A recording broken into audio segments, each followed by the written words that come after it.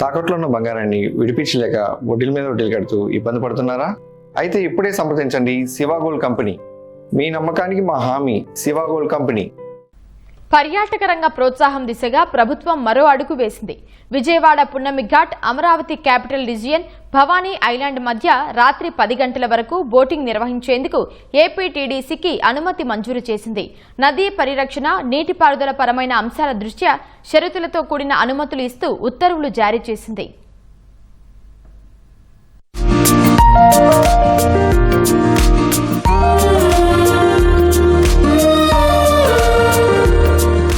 భవానీ ద్వీపంలో రాత్రిపూట బోటింగ్ కు ప్రభుత్వ అనుమతి లభించింది. జలవనరుల శాఖ, డ్యాం భద్రత, నీటి ప్రవాహం వంటి అంశాలను దృష్టిలో పెట్టుకుని షరతులతో రాష్ట్ర టూరిజం డెవలప్మెంట్ కార్పొరేషన్ కు అనుమతి మంజూరు చేసింది. ప్రకాశం బ్యారేజీ గేట్ల నిర్వహణ, నదీ ప్రవాహాల నియంత్రణ, పడవ కార్యకలాపాలకు సంపూర్ణ ప్రాధాన్యత ఉంటుందని వివరించింది. అత్యవసర నీటి విడుదల, అధిక ప్రవాహాలు, అసాధారణ ప్రవాహ పరిస్థితులు ఉంటే నోటీసులు లేకుండా వీటిని నిలిపివేస్తామని స్పష్టం చేసింది.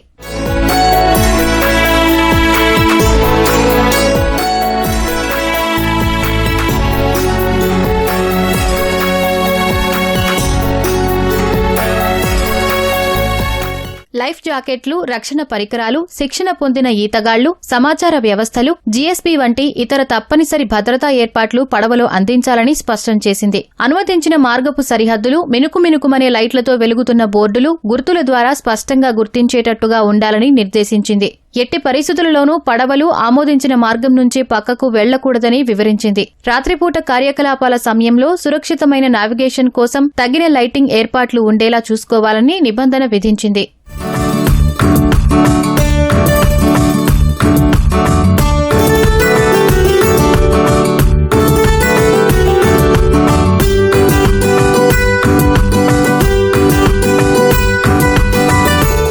భద్రత, నౌకాయానం, పర్యాటకుల నిర్వహణ, నౌక యోగ్యత, సిబ్బంది సామర్థ్యం, అత్యవసర పరిస్థితుల సన్నద్దత వంటివి పూర్తిగా ఏపీడీటీసీ పడవ నడిపే వారిపైనే ఉంటుందని జలవనరుల శాఖ స్పష్టం చేసింది. ప్రకాశం బ్యారేజీకి 1000 మీటర్ల ఎగువన ఏ పడవను నడపవద్దని, నిర్దేశించిన జెట్టీలను మాత్రమే ఉపయోగించాలని ఉత్తర్వుల్లో వెల్లడించింది.